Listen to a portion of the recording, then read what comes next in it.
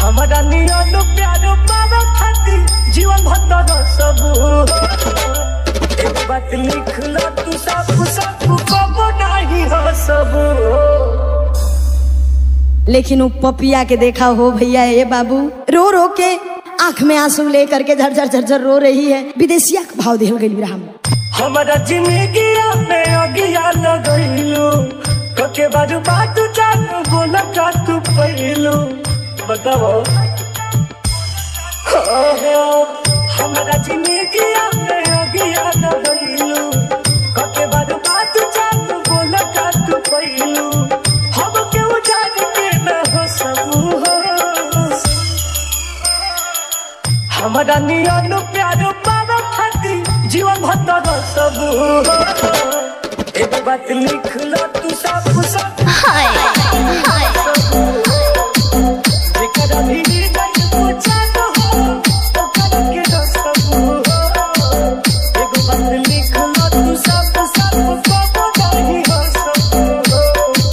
दिल से शराब पे बनी।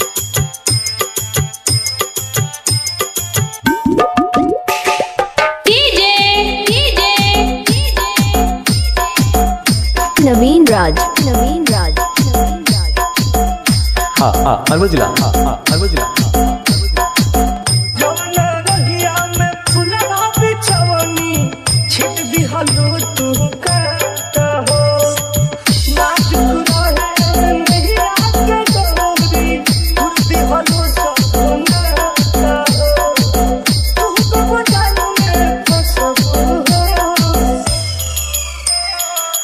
हमारा नियन प्यार पावे खातिर जीवन भर सब एक बात लिख लो तू सब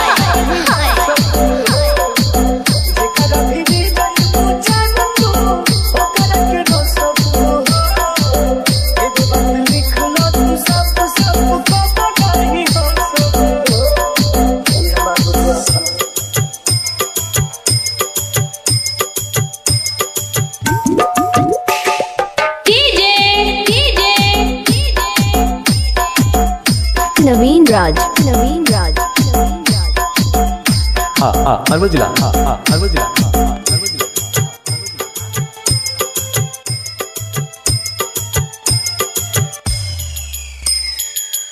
आंसू बोला के बोलू टोनू टुनू के काहे दूर भगा दिहलू प्यार जगा के दिल में बिठू के जान होरा लगा दिहलू नजर में हमारा अपना धसू। हमारा नियन प्यार पावे खातिर जीवन भर सब एक बात लिख लो तू सब